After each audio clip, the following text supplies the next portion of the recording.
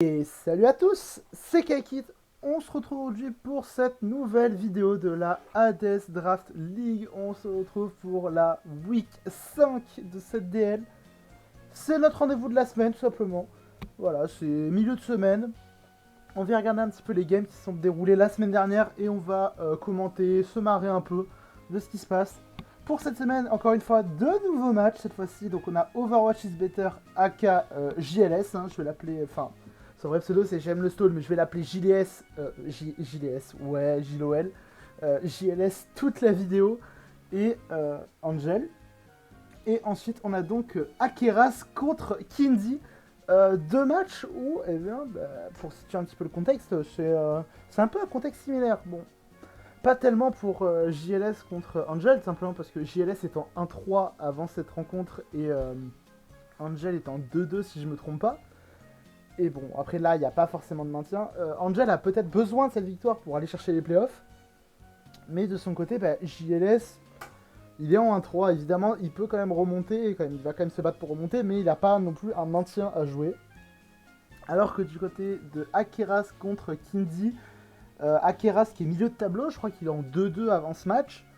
Contre Kindy qui est en 0-4. Donc l'urgence commence à se faire pour Kindy. Il faut gagner des games pour tout simplement se maintenir en Division 4, arracher le maintien au dernier moment.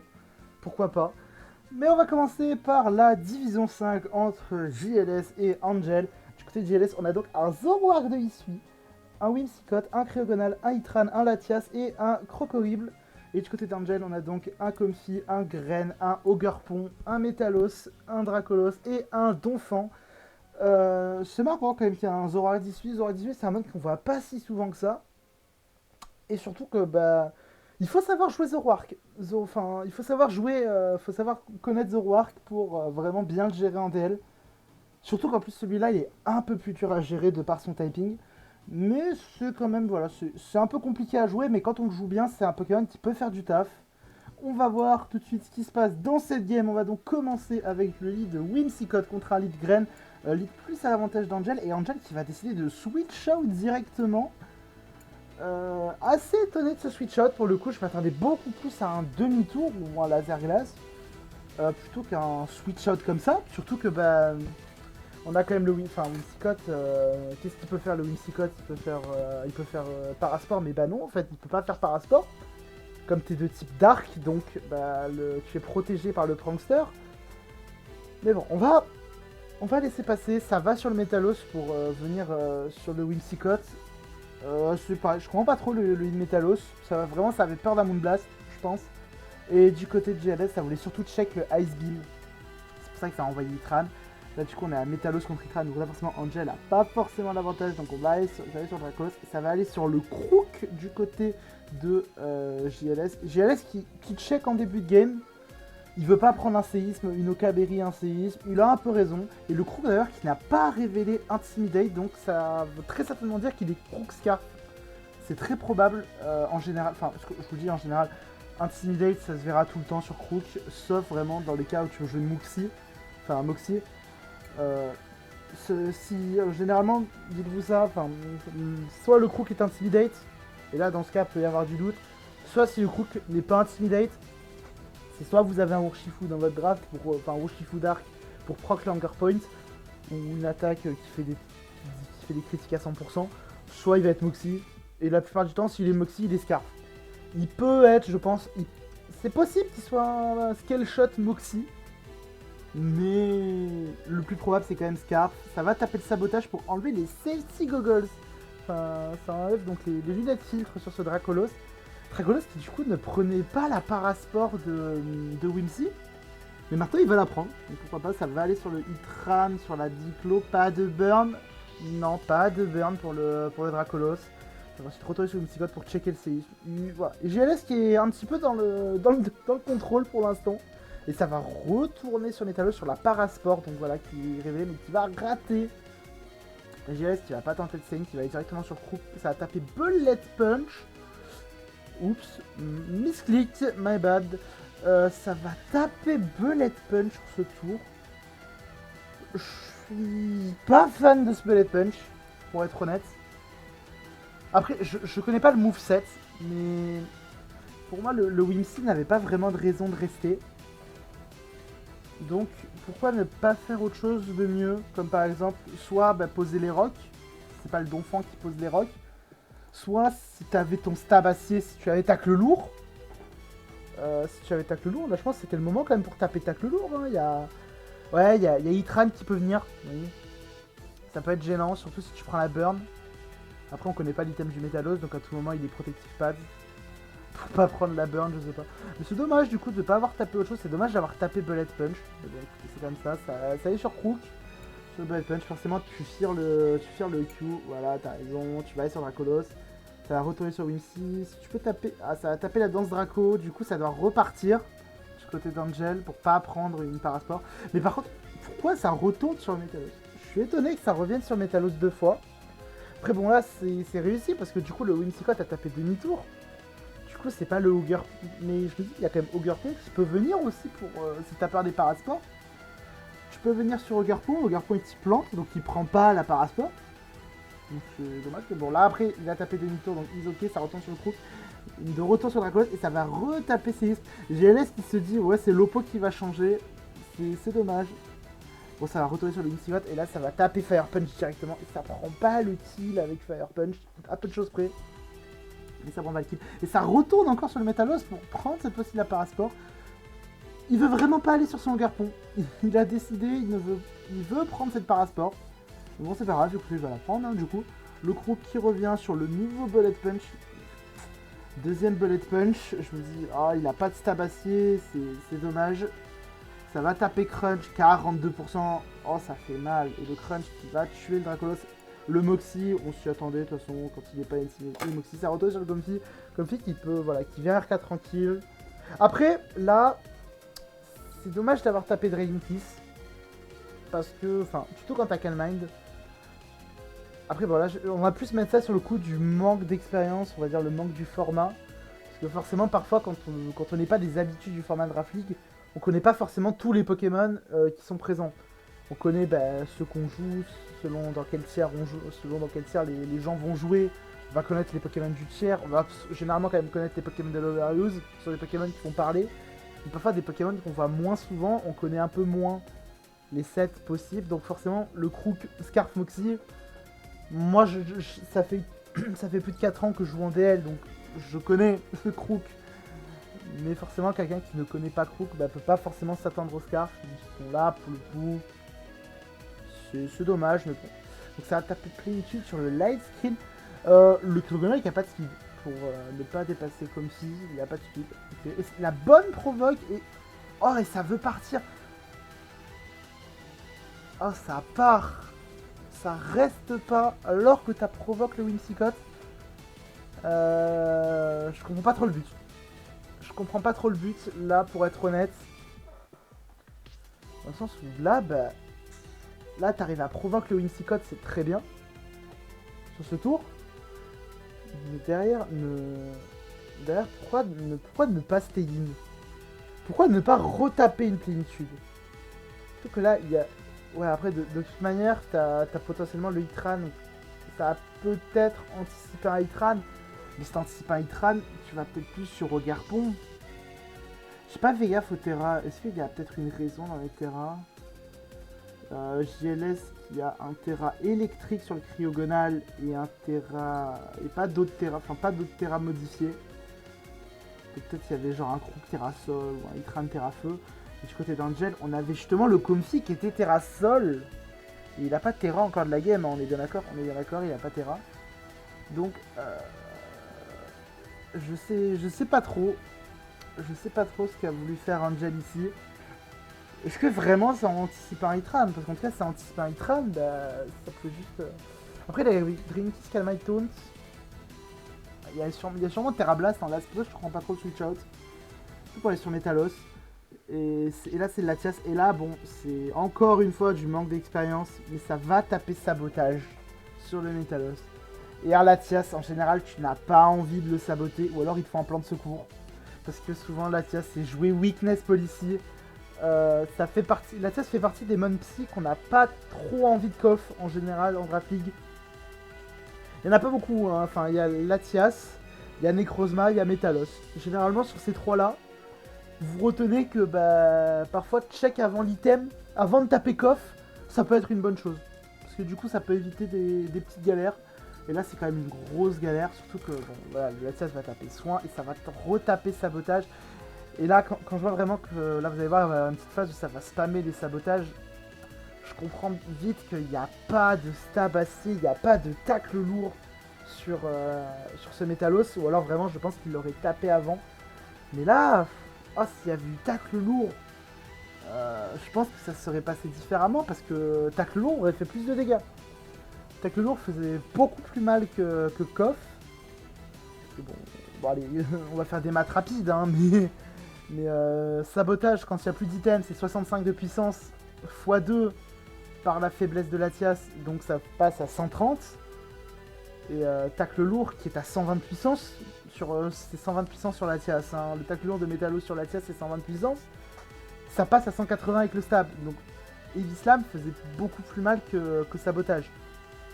Là on voit les sabotages qui font 26-27%, le tacle lourd il devrait pouvoir faire il devrait pouvoir faire à peu près 35. Enfin bon, ça aurait pas non plus tant aidé que ça, surtout que là de toute façon le mal est fait pour Angel, hein. Ça va quand même retourner sur le comsi pour provoque, mais là voilà, ça a tapé Story Power. Ça va retourner sur le grain, et là ça va refaire une erreur, ça va taper Laser Glace, Protéin, et du coup tu vas passer de type glace. Et là j'ai deux questions. Pourquoi pas demi-tour pour venir chip le Latias? Tu dépasses le Latias, tu viens quand même le chip avec de bons dégâts. Et surtout pourquoi pas de Dark Pulse? Est-ce que c'est pour tenter le freeze? Ou alors est-ce qu'il n'y a pas Dark Pulse? C'est possible aussi qu'il n'y ait pas Dark Pulse. Mais du coup c'est dommage de taper Laser Glace. Surtout si tu avais Dark Pulse Angel. Le mieux serait de taper Dark Pulse parce que déjà t'as plus de chances de te sauver. Parce que bah, entre les 10% de chance de freeze et les 20% de Dark Pulse, j'aime bien. Surtout que tu perds quand même ton type ténèbres. Donc déjà tu perds ton immu à Story Power qu'on t'a révélé. Mais en plus de ça, tu vas le voir tout de suite. Enfin, on va le voir tout de suite. Ça perd la rési à Shadow Ball.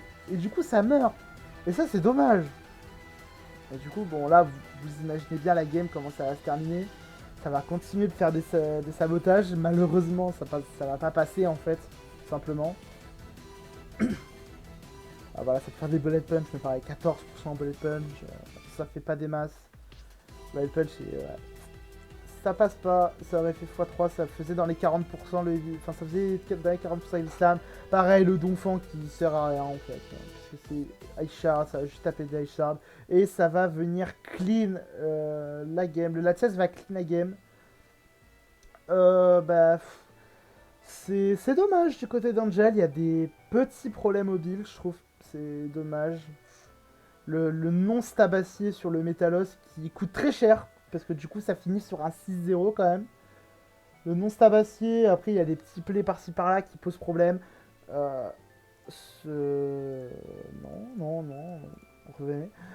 Le switch out, le switch out après le taunt, vraiment je le comprends pas. Parce que là du coup voilà, ça a posé le light screen et tout, et là ça switch out après le taunt. Je comprends vraiment pas switch out à ce moment-là. Parce que je vois le Comfy Terra Ground, donc j'imagine qu'il peut Terra. Mais du coup, pourquoi... Enfin, qu'est-ce qu'il a fait partir? J'essaie de comprendre. Il a été provoqué, enfin voilà quoi. Il avait zéro raison de switch out. En plus, c'est marrant du coup parce que je viens de réaliser, mais j'ai parlé de The Roark ici en début de game, finalement on l'a pas vu de la game. Ou alors on l'a vu sans le voir. Genre, je sais pas si je check un petit peu si on l'a pas vu sans le voir, mais je crois pas quand même. Du coup, voilà, je comprends pas donc ce stay-in comme ça. Enfin, ce stay-in, ce switch-out, je le comprends vraiment pas. Et puis, bah, derrière, voilà, le pas de tacle lourd, c'est fatal en général. Ça aurait été pas mal peut-être d'essayer d'amener Ogarpon. Ogarpon avait quand même un bon match-up offensif overall. Donc, ça aurait été. Ogarpon, là, il touche. Ouais, il touche quand même. Bah, il touche 3 munch pas efficaces avec ses stabs. Il a normalement Stamping Tantrum, enfin il a moyen d'avoir Stamping Tantrum pour passer le Hitran. Même si bon, le Hitran SD plus Ivy Cudgel, ça le détruit. Je pense que ça fait mal à Hitran. C'est dommage de ne pas avoir tenté de hard Ogarpon plus tôt sur le Whimsicott. Est-ce qu'ils savaient pas que Stun Sport ça marchait pas sur les types plantes peut-être? Je sais pas, écoutez. J'aurais pas plus de réponses que ça, et voilà, bon écoutez. On a fait ce qu'on avait, on a dit ce qu'on avait à dire. GLS qui prend quand même la victoire, ça permet de sauver un peu l'honneur, on va dire. Et Angel qui se met quand même dans des mauvaises conditions pour essayer, pourquoi pas, de jouer la montée.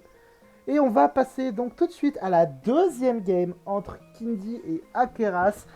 Et je vous l'ai dit plus tôt, on est à peu près dans le même concept, sauf que là maintenant il y a l'enjeu du maintien pour Kindy. Kindy qui doit gagner pour remonter, alors que Akeras est en 2-2. J'espère que je suis dans le bon sens et pas dans l'inverse. Enfin, je dis pas l'inverse, mais bon, c'est pas grave. On va y aller tout de suite. On va avoir donc un lead Greninja contre un lead Manafi. Manafi qui va pas stay in quand même pour venir checker par peur simplement. Ça va aller sur Rillaboom. Rillaboom qui a 49% sur le Dark Pulse. De bons dégâts. C'est récupéré le Free Corvi, c'est normal. Ça va taper demi-tour. Rocky Helmet? Non, pas de Rocky, mais bon, c'est pas grave. Voilà, ça a quand même des FTO. Ça retourne sur Manafi, ça c'est bien joué parce que du coup, voilà, tu peux setup ton Tailglow. Là, le Tailglow est vraiment menaçant. Ça va aller sur le Garpon qui peut RK. Le Garpon peut RK. Ça va taper Clone et ça va stay in du côté de Kindy. Donc ça stay in. Et là, normalement, faut avoir les conclusions. Et voilà. Et la conclusion, elle est là. La Rindo Berry qui permet. En plus, Manafi, je pense que ce Manafi, il a énormément de bulk. En plus de ça. Parce que prendre 50% sur un Orly sous-champ herbu de Hoggerpon, je pense quand même qu'il doit être bien investi en bulk, en plus de la Rindo. Donc du coup, voilà, et ça va permettre de tanker, et même full vie, il tankera pas le surf, le Hoggerpon, voilà. Ça va se faire détruire. Et là, ça c'est dommage de pas avoir réalisé plus tôt. Parce que taper Claude, c'était une bonne idée, mais quand tu vois le Manafi rester comme ça, c'est qu'il y a une douille. Il y a quelque chose derrière pour qu'il stay in. Il reste pas par pur plaisir en général. Ou alors c'est que vraiment... Enfin, Manafi a quand même un bon match-up dans la game overall, donc ça a été vraiment étonnant de voir sac le Manafi comme ça. Enfin bon, du coup, donc ça va retourner sur le grain, ça va retaper son petit Dark Pulse. Ça tue pas le Dark Pulse, 33%, ça tue pas. Le surf du coup qui va mettre à la sache et ça va donc switcher du côté, ça va conserver Manafi, ça va taper extra senseur. Je suis pas sûr que le extra senseur tué, donc un peu ballsy quand même. Après ça voulait punir un switch-in Snizzler ou un switch-in Olucha. Après bon, Rillaboom plus Olucha Snizzler, sachant qu'il y avait plus de Choyambu, on pouvait s'attendre quand même à ce qu'il ne rentre pas forcément sur le terrain. Après, Extrasenseur, en vrai, est-ce que Extrasenseur ça a tué? Je suis pas certain parce que t'avais Dark Pulse Stab, ça a 135 de puissance. Non, pas 135, Dark Pulse c'est 80, je crois que c'est pas 90, donc 120 de puissance. Tu fais 30%, enfin tu fais 33%. Et là t'as Extrasenseur 80 de puissance, pas Stab. Qui fait. Est-ce que ça aurait fait les 33%? Je suis pas certain. Ça aurait été un gros roll. Donc à tout moment tu perdais le Greninja sur le Manafi. Mais bon, c'est pas grave, donc ça a tapé extrasenseur sur le Comfy, voilà, on va pas stay in, on va retourner sur Corvi. Corvi qui fait rien, Comfy qui fait rien à Corvi hors Terra, mais là je crois que, je sais plus si Comfy peut Terra. Je regarde ça vite fait, le Comfy peut Terra Poison, donc vraiment, normalement le Comfy ne passe pas le Corvi. C'est pas possible que le Corvi meure face au Comfy. Ça va retourner sur Manafi, ça va taper tête de fer. Donc ça va sac le Manafi, c'est normal. Hop, ça va taper Surf. Ça va chipper un petit peu le Corvi sur le demi-tour. Le Grain qui revient, Rillaboom qui arrive. Et ça a pas eu peur de la prio du côté d'Akeras. Et ça a fait... 49% sur le U-turn. Ça fait autant de dégâts que Dark Pulse. Il fait mal quand même le U-turn. Le U-turn super efficace qui fait autant que le Dark Pulse. Je me dis, ouais, ça fait quand même mal. Peut-être un expert belt. Ah non, bah non, il est sage, donc il est pas expert belt. My bad. Écoutez, hop, le Corvi qui revient. Corvi c'est gratuit, ça retape demi-tour du côté donc, de Kindy pour rentrer au Lucha. C'est ballsy quand même, mais ça va payer parce que bah voilà, le Akeras qui a décidé de pivoter. S'il pivote, c'est qu'il a que tête de fer pour toucher, pour taper. Et là, je suis obligé de serrer du point. Pourquoi, au grand Dieu, pourquoi il n'y a pas Brave Bird dans le match-up? Brave Bird qui détruit Rillaboom, qui permet d'éviter de. Enfin, qui permet de faire du damage control contre Sneasler et Olucha. Les deux. Enfin, il n'y a pas Brave Bird dans le match-up. Parce que j'imagine les deux derniers last moves, les deux derniers last moves, ce sont Roost et Defog du côté de Corvi. Mais du coup, ça veut dire qu'il n'y a pas de Brave Bird. Et ça, c'est dramatique. Surtout. Excusez-moi. Du coup, je disais, pourquoi privilégier tête de fer? Parce que tu as envie de toucher le Glimora. Peut-être. Mais bon, c'est dommage. Parce que là, vraiment, te passer de Brave Bird, ça veut dire que là, le Ulucha peut se setup. Le Steezler peut se setup. Ton Corvi, c'est un free setup aux deux mon. Donc c'est un peu dramatique de ne pas avoir Brave Bird dans ce match-up. Écoutez, c'est le Pesharon qui vient sur le Ulucha qui a tapé ça dans Slam. Le Throtshot qui va faire 59%. La Chain qui va quand même poison, donc ça va confus. Mais en vrai, ça fait quand même mal. C'est un roll sûrement. Ouais, ça va aller sur le Salamence. Et le Close Combat qui part. Qui me dit qu'il a bien vu. Qui me dit qu'il a bien joué pour le coup. Pour le coup, qui a bien joué. Il a anticipé le switch out. Donc c'est bien joué à lui. Après, il y avait. En vrai, le Throtshot, c'était pas un mauvais play. Dans le sens où, bah, si jamais il reste pas sur Pesharon, ce qui est possible, on va dire que bah, le reste, ça prend neutre. Ce qui reste derrière, ça prend neutre au Dark. T'as plus 2. Bon, je dis pas que ça aurait fait une énorme patate comme Close Combat, mais j'aurais fait quand même ces petits dégâts. Donc peut-être, on va dire le... Je vais pas dire le meilleur play, on va dire le play optimal, ça aurait été quand même de continuer à taper Throtshot, ou alors... Switch out peut-être pas, parce que bah... Olucha il est setup en vrai. Olucha il est setup, il doit faire son trou maintenant. C'est trop tard. Parce qu'après ça il aura plus son Unburden, donc il sera dépassé par Graine. Donc en vrai je pense que le Olucha c'était pas trop mal de le laisser, quitte à le perdre sur une confus, pourquoi pas. Mais je pense que Throtshot ça aurait été... Moi je pense à la place des Kindi, je refais juste Throtshot. Ça va quand même sur le Mens. Mens qui prend un gros close combat, qui prend 60%, ça fait chier. Hein. Surtout que voilà, en plus derrière ça va sur Suicune. Et là c'est dramatique. Heureusement qu'il se tape dans sa confusion. Parce que là, le Suicune était parti pour manger un close combat ou un Throtshot. Et là ça veut dire que là on aurait eu Salamence qui aurait pris un coup gratos. Suicune qui aurait pu prendre un coup gratos. Le Pesharon qui est mid-life, le Corvi, bon qui est encore à 74%, mais là franchement Akira ça allait vivre un sale moment alors qu'en vrai, bref. Ouais bah non en fait non du coup parce que sinon Gren, bah, je sais pas s'il a la prio. Ouais ça allait être en vrai ça allait quand même être chaud, donc fallait tenter la confus. Je lui ai dit quitte à tenter la confus, autant perdre un mon et stay in avec Pesharon que bah, de week-end toute ta team quoi, donc c'est un peu dommage. Le champ herbu qui s'arrête, c'est le Rillaboom qui revient pour remettre le champ herbu quand même. Ça a tapé demi-tour sur le Comfy. Comfy qui grâce ici à son tour, c'est un peu normal. Last call burn. Pas de burn du côté d'Akeras. Du coup, ça va retourner sur le Corvi. Et voilà. Et là, on a le premier Calm Mind. Faut taper demi-tour maintenant. Ça va Terra Poison, on a vu le Terra Poison. Et ça va taper tête de fer, malheureusement. Et voilà pourquoi je pense qu'il fallait Brave Bird dans le match-up. Parce que Brave Bird, oui, tu fais moins de dégâts. À Comfy, tu fais moins de dégâts que tête de fer. Mais au moins, avec Brave Bird, ça te permet de toucher tout le monde. Sauf le Glimora. Mais en vrai, le Glimora, t'as de quoi le passer. Et t'as même Pesharon pour enlever les Toxic Spikes. Enfin, les pics toxiques. Donc c'est vraiment dommage de pas avoir Brave Bird pour mieux toucher ce Comfy. Enfin, et là en plus, le problème c'est que il va laisser le Comfy setup.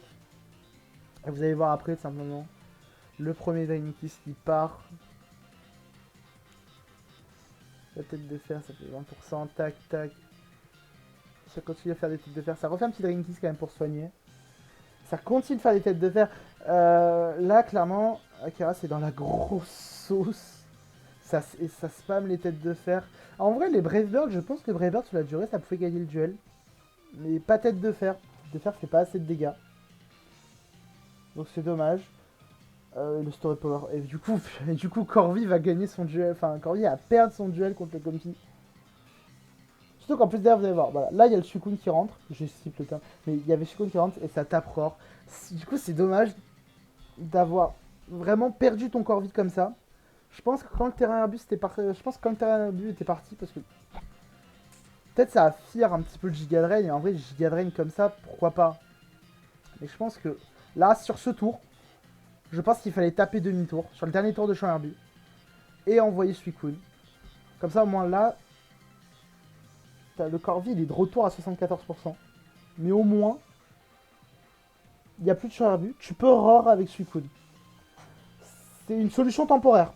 C'est une solution temporaire, mais ça éviter tout simplement de perdre la game presque là-dessus, parce que là, forcément, le Corvi est mort, et Suicune est à 3%, enfin 5% sur le Suicune.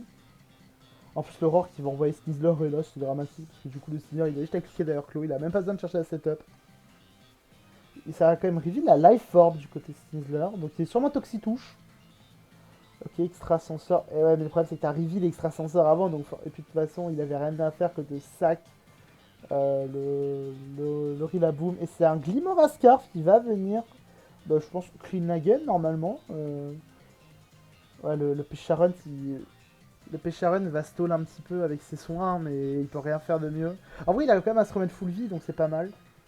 Mais le problème, c'est qu'il peut pas faire mieux en fait, le Pécharon. Je pense qu'il va galérer avec Shadow Ball. Voilà, à 30%, ça passe pas. T'as pas assez de soins pour gagner le duel, c'est dommage. Ça tente quand même, mais bon, là c'est vraiment les soins désespérés. Et le Mens, même Terra Poison, il va tout simplement mourir du... Il va mourir du Power Gem, il va mourir parce qu'il a pris le hit avant, hein, c'est... Il a pris ce hit sur Close Combat. En vrai, je pense que s'il prend pas le Close Combat, le Mens pouvait faire très peur. Il a pas arrivé d'Intimidate, donc il était Moxie. Je sais pas s'il était Scarf Moxie comme Crook, mais là, ça a gagné la game pour moi. S'il avait pas pris ce close combat, avant, pour moi, ça a gagné la game. C'est dommage du côté d'Akeras, mais bon, GG quand même à Killzy qui a fait une game normale en vrai. Il y a pas mal de petits plays, je les ai un petit peu expliqué pour moi ce qui allait pas du côté d'Akeras, notamment le fait de pas avoir Brave Bird sur le Corvi qui pour moi est dramatique.